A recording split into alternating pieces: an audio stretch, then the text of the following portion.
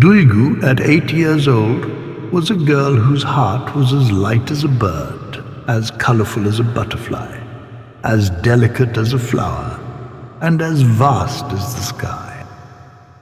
She loved all the animals in the neighborhood, but she was especially fond of cats.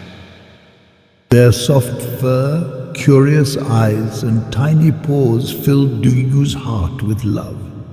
It was as if cats had created a separate world in Duygu's heart. In this world, there was only love, compassion, and play. The cat's purrs would soothe Duygu's heart like a lullaby. Their games would bring a huge smile to Duygu's face. Cats were Duygu's closest friends. They also had a cat at home. His name was Daisy. Daisy was Duygu's closest friend. She would wake up with him in the morning and share her breakfast with him.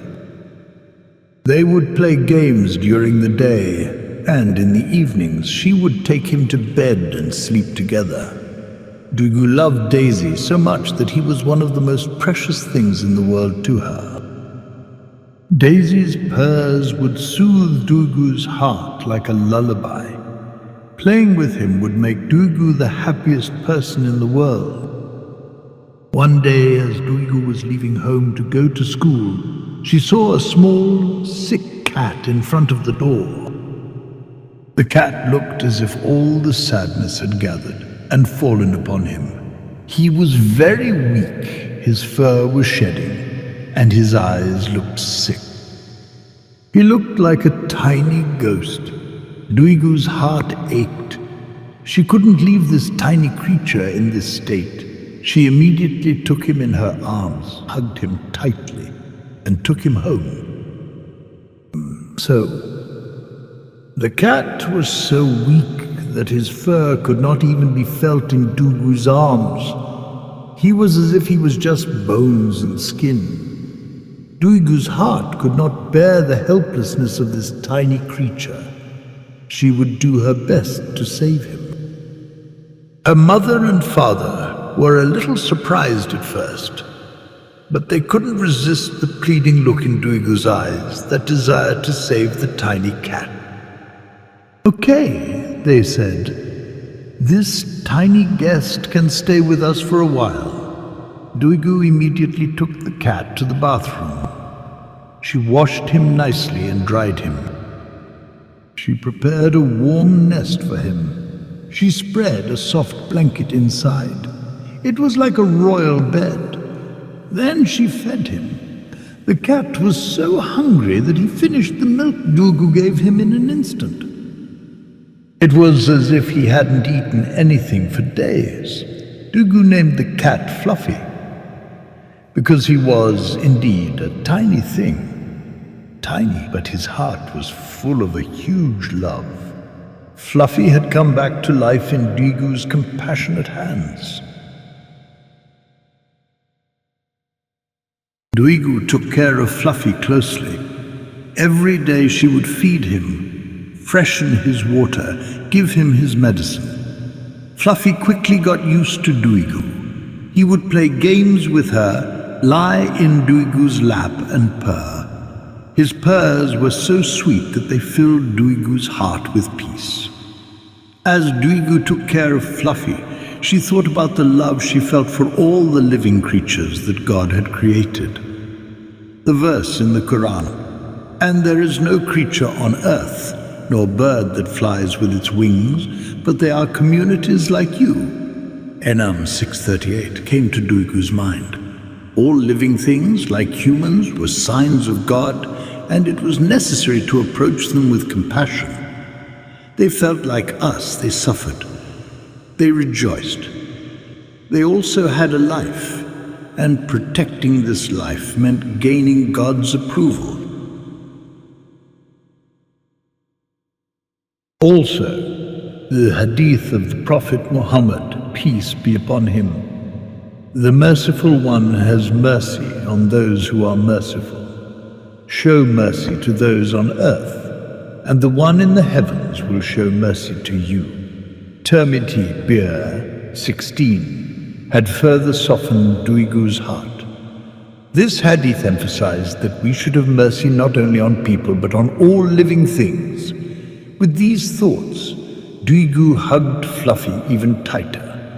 She would continue to do her best for his recovery, because she knew that the compassion shown to every living creature that God created was a means of gaining God's approval. Fluffy's recovery would be the greatest happiness for Duygu. As Fluffy recovered, Duygu's heart was also filled with love. Days passed, and Fluffy fully recovered thanks to Duygu's compassionate care. He was now a healthy cat. His fur had grown back, and it was even brighter than before. His eyes were shining. It was as if he was not Fluffy, but a huge sun. Duygu was so happy about Fluffy's recovery that she jumped up and down with joy. Fluffy was now jumping, running, playing games. It was as if he had been born again. Fluffy's energy also made Duygu happy. They would play games together and run around in the garden. Fluffy had become Duygu's closest friend. One day, as Duygu was playing with Fluffy in the garden, she had an idea. She would give a charity to celebrate Fluffy's recovery. The Prophet Muhammad, peace be upon him, said, "Giving charity does not decrease wealth." Muslim Zakat 69. Duygu, following this hadith, put the most beautiful cat food and the most colorful toys she had bought for Fluffy in a box. Then she gave this box to the children in the neighborhood who were in need. The children were very happy with these gifts. Their happiness made Duygu's heart even happier. With this behavior, Duygu had both thanked God for Fluffy's recovery and seen the blessing of giving charity. Fluffy was no longer just Duygu's source of joy, but also the joy of other children. Fluffy's games made the children smile. Thanks to Duygu, Fluffy had not only recovered but had also become a source of happiness for other children. Duygu's compassion and helpfulness towards Fluffy had become an example for the other children in the neighborhood. They had also begun to be more sensitive towards animals like Duygu. One day, all the children in the neighborhood even gathered together under Duygu's leadership. Together, they built a huge kennel for stray animals. They put mattresses inside the kennel and placed food and water bowls. Now, stray animals also had a warm home and regular food. Duygu was very happy to see this kennel, because she knew that a person's exemplary behavior could lead others to do good. With this act of kindness that started with Fluffy, Duygu had managed to instill the love and compassion for animals in the people around her. Duygu's act of kindness had also affected the other people in the neighborhood. They were also doing their best to help stray animals. Looking at Fluffy, Duygu had once again understood how important animal love was. She had learned how beautiful it was to be compassionate towards animals and to help them.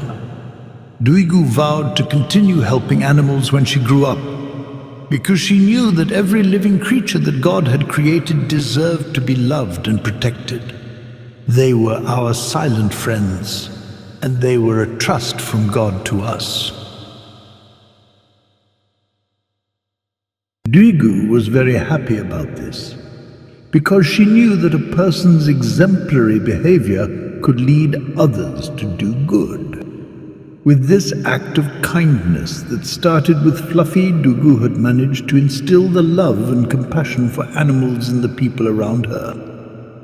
Looking at Fluffy, Duygu had once again understood how important animal love was. She had learned how beautiful it was to be compassionate towards animals and to help them. Duygu vowed to continue helping animals when she grew up, because she knew that every living creature that God had created deserved to be loved and protected.